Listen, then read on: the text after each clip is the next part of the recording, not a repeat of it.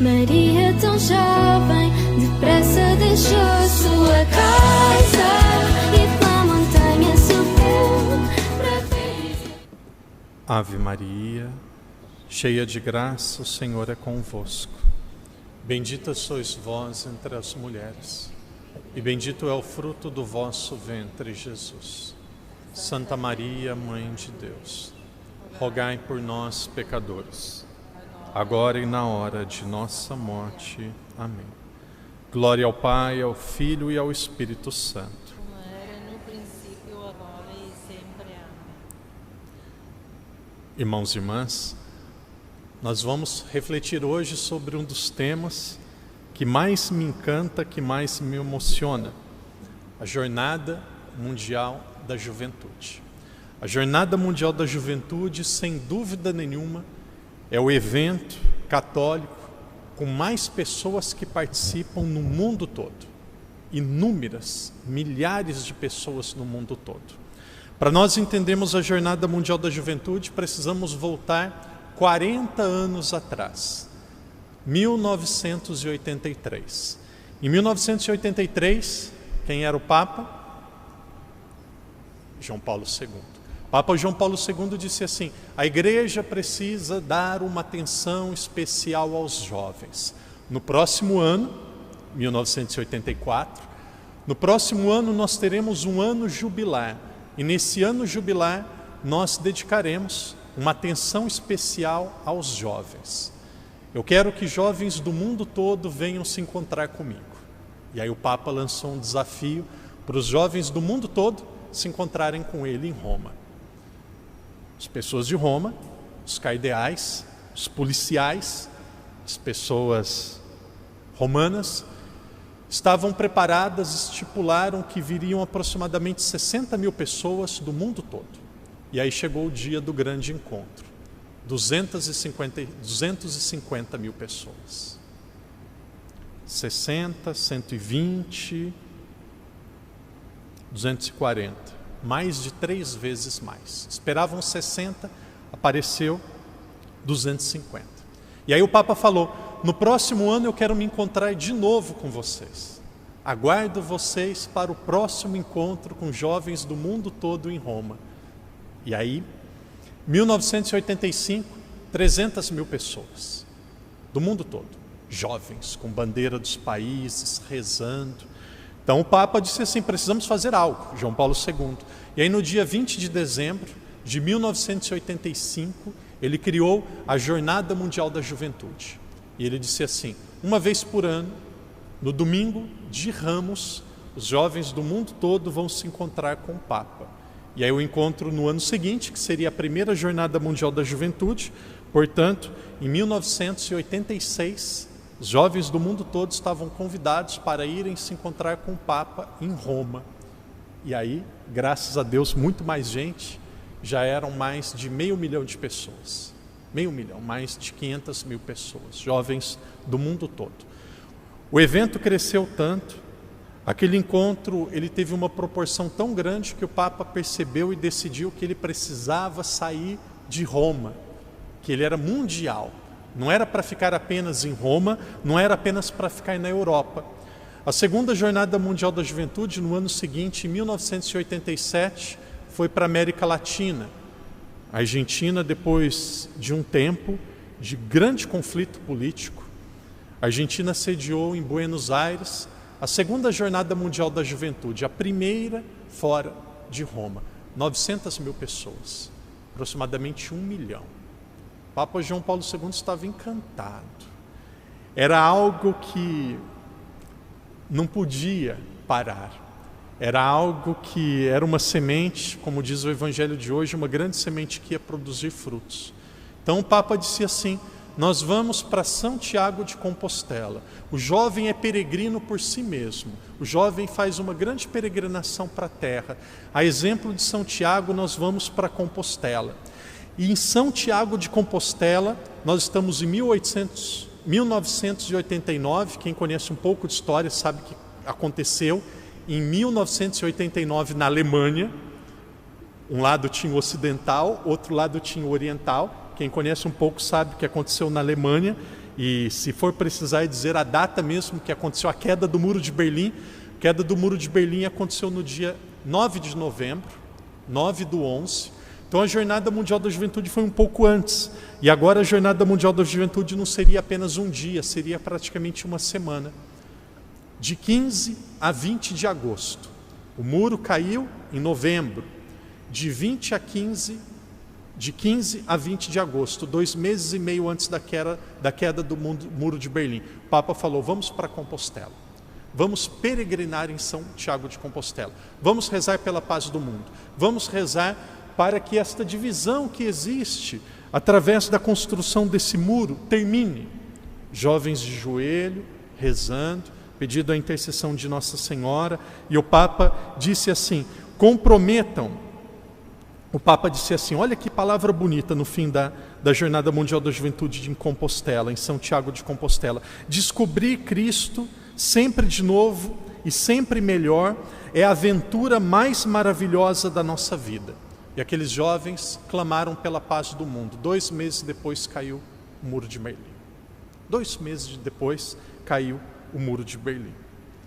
E aí, já tendo paz no mundo, talvez por dedo, por influência, por sonho, a Jornada Mundial da Juventude precisava ir para outro país. Adivinhem um país que o Papa levou a Jornada Mundial da Juventude 2 anos depois, em 1991. Para que país será que ele levou? Se eu fosse o Papa, eu queria levar para o Brasil. Que lugar que vocês acham que o Papa levou a jornada? Polônia, exatamente. Aí foi a primeira Jornada Mundial da Juventude na Polônia, em uma cidade chamada Częstochowa, 1991. Quantas mil pessoas? Quantas pessoas que estavam reunidas para aquela Jornada Mundial da Juventude? Mais de 1,5 milhão de pessoas. Umas pessoas dizem até 2 milhões de pessoas, mais de 1,5 milhão de pessoas. E aquilo foi, seguramente, um dos momentos mais felizes da vida do Papa. Desde criança ele rezava pela paz e pela unidade do seu país. A Polônia, enfim, estava em paz com a queda daquele regime que tinha destruído tantas vidas na Polônia. Então o Papa, ele diz em Częstochowa, depois de um longo período de fronteiras praticamente insuperáveis, sabemos do que ele diz, a Igreja da Europa pode finalmente respirar com 2 pulmões. 2 anos depois, era o momento da Igreja se desafiar e ir para um dos lugares de maior secularização do mundo. E aqui foi um dos maiores desafios. Muitos falaram, o padre já vai dizer onde foi, muitos disseram que haveria protestos, que a igreja não seria aceita, que haveria um grande paganismo que iria mostrar que os jovens e a igreja não têm tanta força. O Papa disse, vamos para os Estados Unidos. Então a Jornada Mundial da Juventude decidiu ir para Denver. Nós estamos no ano de 1993. Aproximadamente 1 milhão de pessoas. Jornada Mundial da Juventude, pela segunda vez, chegou na América, agora não na América do Sul, América do Norte, chegou nos Estados Unidos. Agora nós vamos, 2 anos depois, 1995 para a Jornada Mundial da Juventude, que esteve mais próxima de nós. Se em 20 minutos aqui a gente vai para o aeroporto, se pega um voo em 1 hora, nós estamos em Manila, nas Filipinas. O povo filipino, em porcentagem, é o povo mais católico do mundo. As Filipinas ainda é aproximadamente 90% de católicos. Jornada Mundial da Juventude nas Filipinas. Em inglês, nós iríamos usar a palavra unbelievable. Inexplicável. Inesquecível. 5 milhões de pessoas. 5 milhões de pessoas, praticamente metade da população de Portugal. 5 milhões de pessoas nas Filipinas. Algo extraordinário. Nunca aconteceu nada parecido nas Filipinas. E aí o Papa diz, como o Pai me enviou, eu também vos envio. Olhe para Cristo, para verdes o que realmente és, querido jovem, aos olhos de Deus. Era o momento de ir para um outro país, para um outro local de grande secularização, de grande desafio. O Papa disse e sonhava com a Jornada Mundial da Juventude em Paris, próximo da Torre Eiffel, ou Eiffel. O Papa disse, nós vamos fazer a Jornada Mundial da Juventude próximo à Torre. 1997, Jornada Mundial da Juventude em Paris. E naquele ano também aconteceu o Festival da Juventude. Não era só o encontro com o Papa, aqui novamente uma semana, com várias atividades. E uma das cidades mais contrárias à fé, uma das cidades de maior perseguição e maior rejeição ao cristianismo, esteve colorida com as cores dos jovens, com as cores da igreja, e aquilo seguramente foi um dos encontros com mais pessoas em Paris, com mais pessoas na França. Ano de 2000, aqueles que puderem depois procurem na internet, o hino da Jornada Mundial da Juventude do ano 2000, o nome é Emmanuel. O hino mais bonito, na minha opinião. O hino de Portugal também é muito bonito mesmo, muito bem composto. Mas o hino mais bonito, o padre não vai arriscar cantar, o hino mais bonito, parece que já estou quase cantando. Emmanuel, Emmanuel, Emmanuel, Emmanuel. E aí, lindíssimo, lindíssimo. Vem Papa João Paulo II aí, os jovens começavam a cantar, ele já com bengala, ele já tinha aqui 80 anos de idade, ele girava assim a bengala, os jovens cantando, e emocionante, emocionante. E então os jovens se reuniram novamente na casa da igreja, no centro da fé, onde Pedro foi bispo. Jornada Mundial da Juventude no ano de 2000 voltou para Roma. E aquele encontro, depois de Manila, talvez o encontro com mais jovens, 2 milhões de jovens, 2 milhões de pessoas. Aqui nós estamos em Roma, no coração da igreja. Depois, no ano de 2002, foi a vez do Canadá, Toronto, Jornada Mundial da Juventude. E é tão bonito, é tão emocionante que ninguém sabe onde vai ser a próxima Jornada Mundial da Juventude. Então, na missa de encerramento, sempre a jornada tem a sua missa de encerramento. E aí na missa de encerramento, o Papa diz assim, próxima Jornada Mundial da Juventude será em... Claro, tem os bastidores, uma pessoa ou outra, claro que sabe. Mas, por exemplo, pode ser que depois se confirme, alguém diz que é verdade. Ouvi dizer que a próxima Jornada Mundial da Juventude vai ser na África, em Moçambique. Ninguém sabe. Pode ser. Estou avisando agora porque depois, se for, aí depois eu falo, eu sabia. Padre, sabia, por que não falou antes? Então estou falando antes. Mas a chance de eu acertar é menos de 1%. É muito provável que não seja, então ninguém sabe. Então sempre lá no final da jornada, o Papa vai e diz, próxima Jornada Mundial da Juventude, hein? E aí é lindo, é lindo, é lindo. Vocês vão ver esse ano em Lisboa. E aí o Papa diz, próxima Jornada Mundial da Juventude será... E normalmente os jovens levam a bandeira dos seus países. Eu fui em 2, com a bandeira do Brasil nas costas. Primeira vez que eu fui foi em 2011. 2011 foi um dos anos mais interessantes da minha vida. Em janeiro de 2011 eu era seminarista. Em fevereiro de 2011 eu era diácono. Em agosto de 2011 eu fui para a Jornada Mundial da Juventude, em Madrid. Em dezembro de 2011 eu era padre. Então, em um ano só, 2011, no mesmo ano, eu fui seminarista, fui diácono, fui para a jornada e fui padre. E lá no encerramento da jornada, eu com a bandeirinha do Brasil nas costas, em 2011, daqui a pouco o padre volta para a história. Lá no final da Jornada Mundial da Juventude, em Madrid, 2011, muita chuva, muita chuva. Imagine aqui, tem alguns que são ministros da Eucaristia, como que se entrega a Eucaristia para 1,5 milhão de pessoas. 1,5 milhão é mais do que a população de Lisboa. Como que se faz? Então, normalmente, eles colocam um guarda-sol, um guarda-chuva, mais ou menos ali de 30 a 30 metros. Então, fica uma pessoa segurando aquele guarda-chuva com as cores da jornada ou do Vaticano. Então, as pessoas de longe podem ver o guarda-chuva e sabem que ali tem alguém entregando a comunhão. Então fica todo mundo. Então, no começo da missa, eles colocam os guarda-chuvas espalhados. Choveu tanto, aquilo sumiu. Desapareceu, foi tudo para o espaço. Sumiu todos os guarda-chuvas.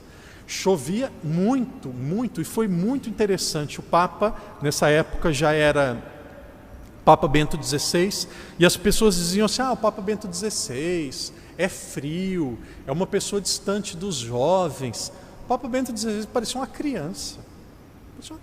Parecia um menino. Ele não arredou pé, ele não saiu, ele tomou chuva. Teve um cardeal, e depois se tornou público, um cardeal disse no ouvido dele, Sua Santidade, está perigoso, é o momento de nós nos recolhermos e amanhã o senhor volta para a missa. Ele falou, eu não vou ficar com os jovens. Ficou, pegou chuva, a cobertura lá também foi danificada, fantástico. E aí chegou no fim daquela Jornada Mundial da Juventude, de Madrid, 2011, o Papa disse, próxima Jornada Mundial da Juventude, ele falando em espanhol, Rio de Janeiro, Brasil. Peguei a minha bandeira do Brasil e sacudia, e que alegria, que felicidade, como os portugueses que estavam no Panamá, na última Jornada Mundial da Juventude de 2019. Então os jovens levam, aqui os jovens vão levar a bandeira de Macau. Provavelmente o Papa não vai dizer Macau na próxima, muitos vão levar a bandeira de Portugal, provavelmente não vai ser em Portugal. Então todo mundo fica com a bandeira do seu país. E aí quando o Papa diz onde vai ser, os jovens que estão com a bandeira daquele país, aí é a grande festa. E aí tem uma cruz enorme, a cruz, se não me engano, é de 39 metros. É enorme, pode ser que não seja isso, depois nós vamos ver. E aí a cruz ela fica muito próximo do altar, onde tem a missa de encerramento, e aí depois aqueles jovens do país onde foi feita a jornada, foi realizada a jornada, eles pegam aquela cruz que é enorme e entrega aquela cruz, não é uma cruz de colocar aqui, é uma cruz enorme, é daqui no fim da igreja. Aí entregam aquela cruz para os jovens do país que vai ser a próxima jornada. Então é fantástico, muda, transforma totalmente a vida do jovem.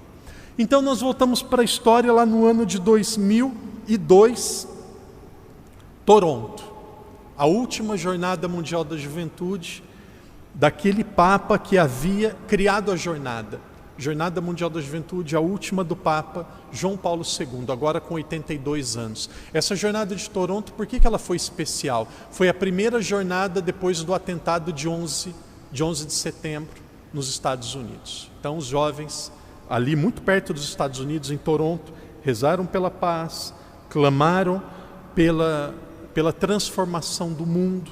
Então foi uma jornada também que reuniu aproximadamente 1 milhão de pessoas. E aí o Papa fez esse apelo aos jovens, com a vossa fé, esperança e amor, com a vossa inteligência e fortaleza e perseverança, deveis humanizar o mundo em que vivemos. E aí no final daquela Jornada Mundial da Juventude, pela última vez, ele anunciaria onde seria a próxima Jornada Mundial da Juventude.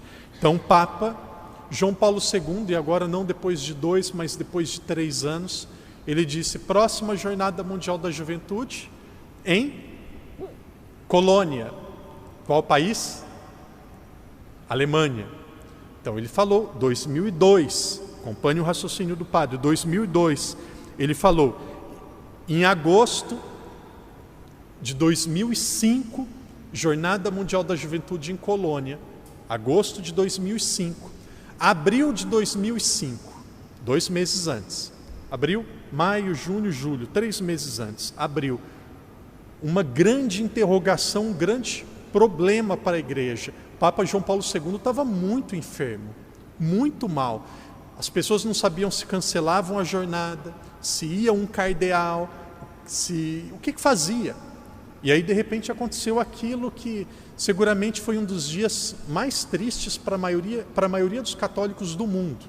Foi no dia do meu aniversário, eu tinha 25 anos, me recordo que eu estava no noviciado em Barretos, no Brasil, o ano que eu fiz a profissão dos votos religiosos, que eu fiquei fráter.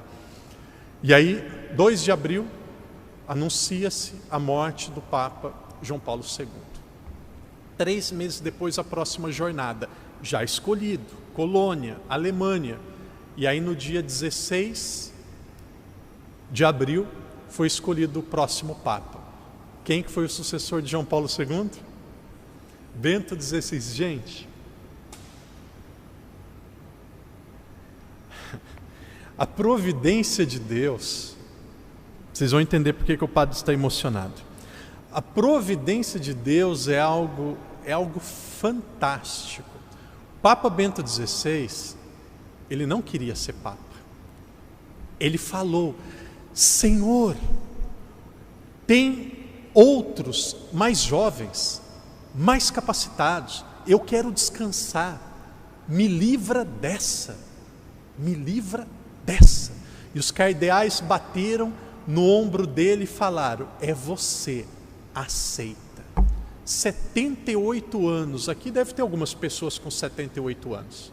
78 anos não é um menino. 78 anos não quer ir surfar na praia. 78 anos quer descanso.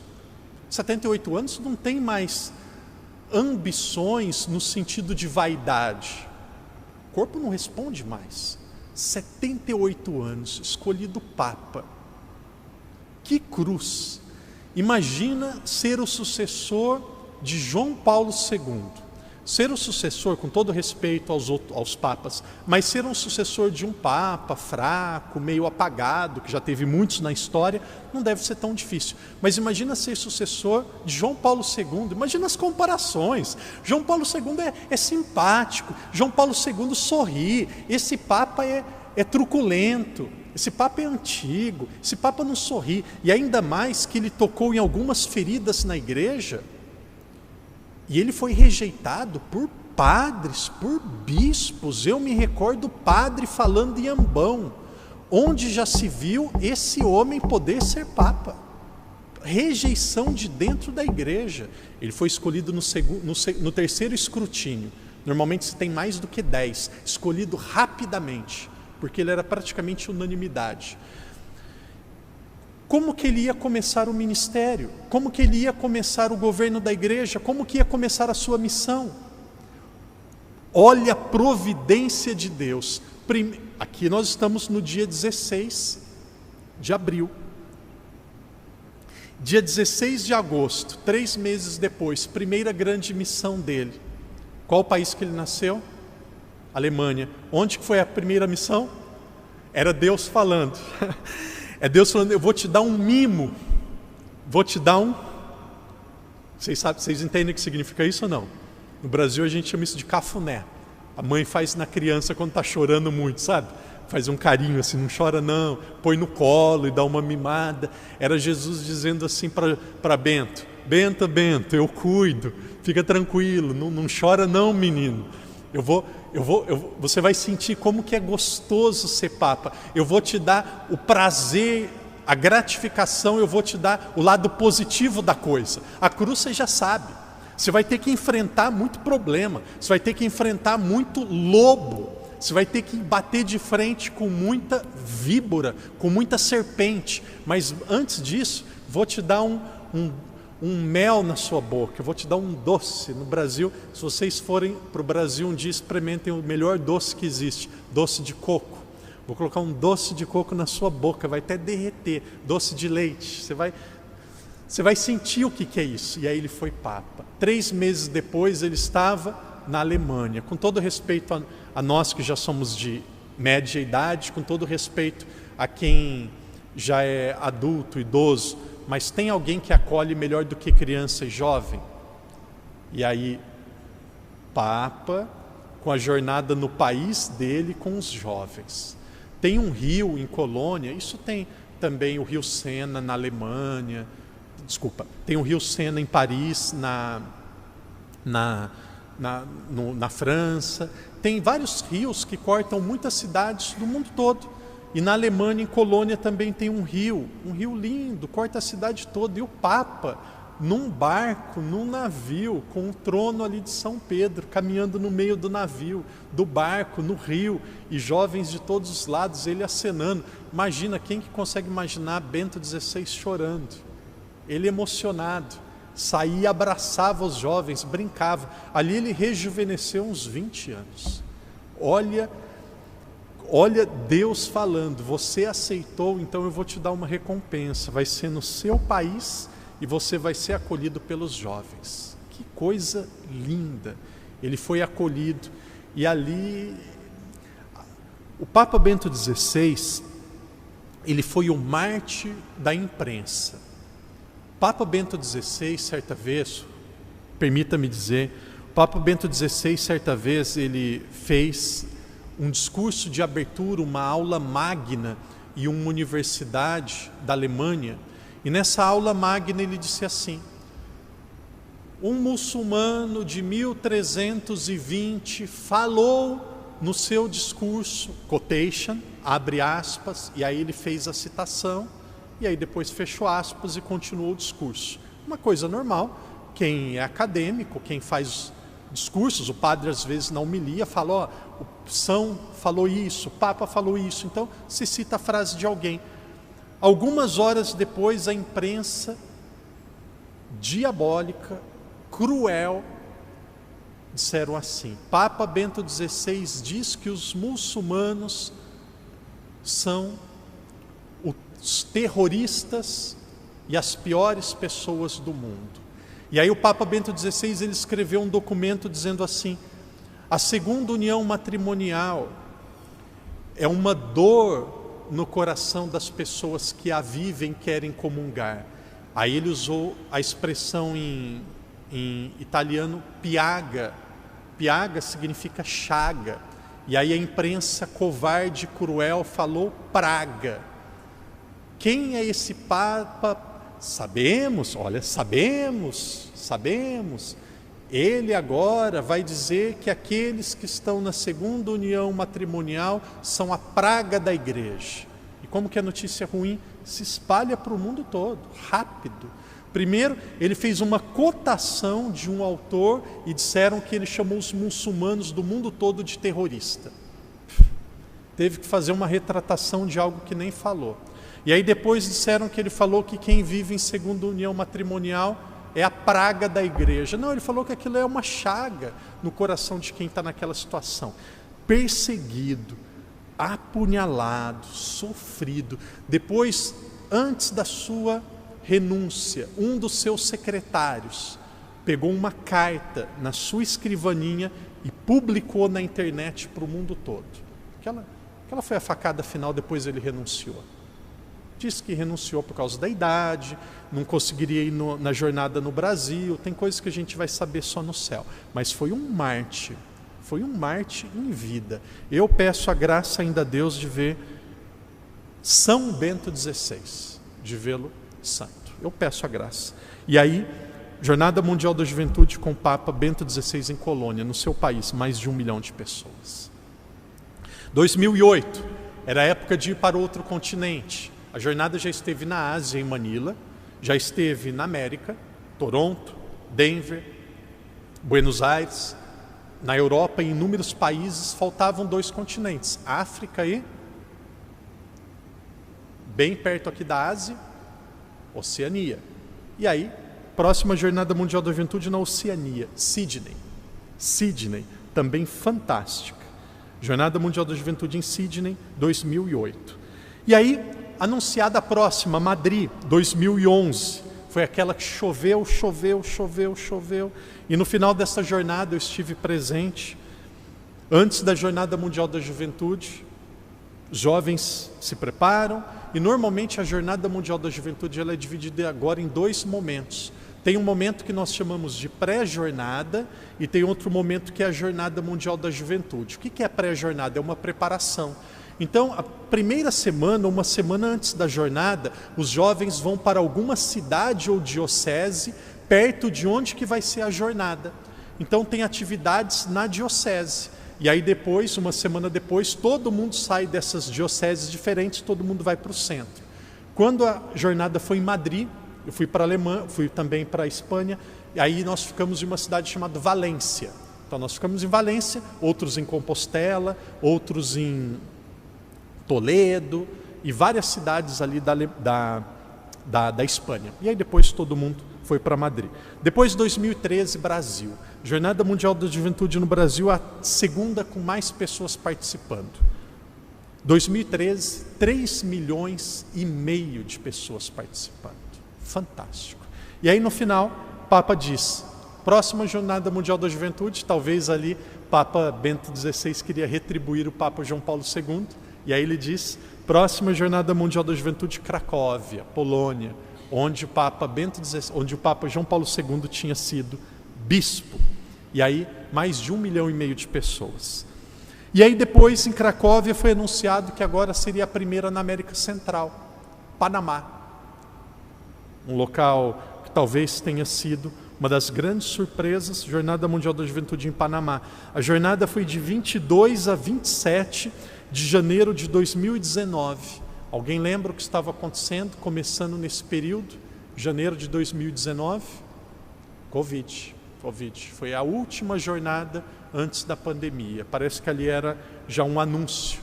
Foi nesse período mais ou menos, Ano Novo Chinês, quem estava em Macau deve se lembrar, ali pelo dia 28, quando acabou a jornada. E aí no Panamá, missa de encerramento, ali já com o Papa Francisco. O Papa Francisco começou, desculpem, não foi o Papa Bento XVI que anunciou Cracóvia, foi o Papa Francisco. No Rio de Janeiro já era o Papa Francisco. E aí vai o Papa Francisco e anuncia, próxima Jornada Mundial da Juventude em 2022 em Lisboa. Devido à pandemia, a jornada não foi em 2022, vai ser agora. Então, primeira vez em Portugal, Jornada Mundial da Juventude. Imagina que alegria para o país, que alegria. Quantas conversões, quantas vidas transformadas. Na Sé Catedral, nós seremos em 15 jovens. Na nossa comunidade portuguesa da Taipa e da Sé, nós seremos em 30 jovens. A comunidade chinesa serão 39 jovens. Aí com outros movimentos, neocatecumenatos, jesuítas. Aqui de Macau, todo nós seremos mais de 90 jovens. Então, um grande número de jovens que vão se encontrar com o Papa, que participarão deste encontro inesquecível.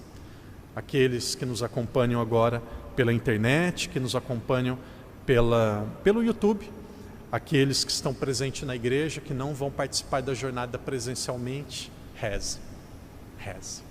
E nós que vamos, aqueles que quiserem ainda podem escrever a intenção, entreguem para o padre ou para algum dos jovens que irão, nós vamos colocar no altar de Nossa Senhora de Fátima. Nós levamos vocês no coração e vocês rezam por cada um de nós. Os jovens não são o futuro da igreja, os jovens são o presente da igreja. A juventude é o que a igreja tem, uma das coisas que a igreja tem de mais linda e de mais promissora. Rezemos pelos jovens, rezemos pelo Papa. E certa vez o Papa disse, e é muito verdade, a igreja é viva, a igreja é jovem. A igreja está e é viva, a igreja é jovem. Porque o que faz uma pessoa ser jovem não é a sua certidão de nascimento, é a alegria do seu coração. Uma pessoa pode ser jovem mesmo com cabelo branco, mesmo já com vários anos de vida. Por isso, peçamos que Jesus faça de cada um de nós jovens que rezemos e acompanhemos com toda alegria, com toda fé, a Jornada Mundial da Juventude, que daqui 2 semanas terá início em Lisboa. Todos vão ouvir a nossa voz, levantemos os braços à pressa no ar. Jesus vive e não nos deixa sós, não mais deixaremos de amar. Tu que andas à procura de ti, parte à descoberta, vem ver o que eu vi. Vem conosco, vem olhar para além Daquilo que fazes e que não te deixa sorrir e amar. Não olhes para trás, não digas que não. ouve o teu coração e parte sem medo desta missão. Todos vão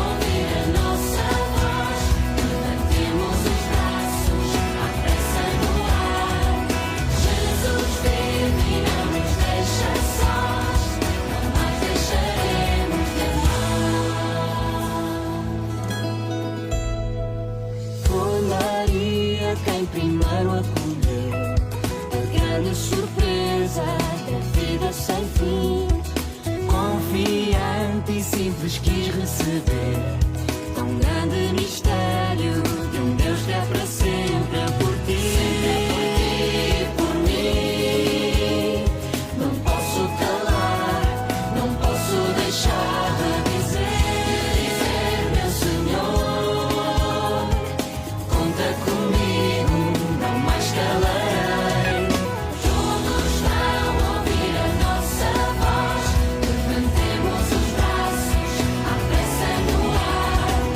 Jesus vive e não nos deixa sós, não mais deixaremos de amar.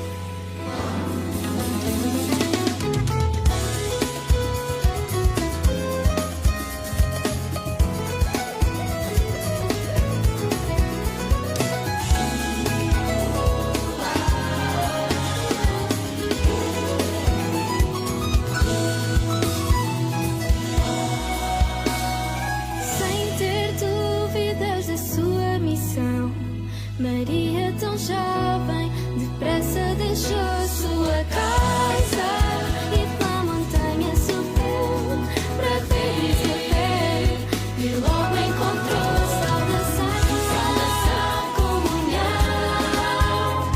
O fruto bendito é o meu Senhor, eu também quero ouvir.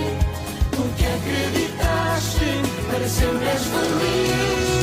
Todos vão ouvir a nossa voz, levantemos os braços, à pressa no ar. Jesus vive e não nos deixa sós, não mais deixaremos de amar.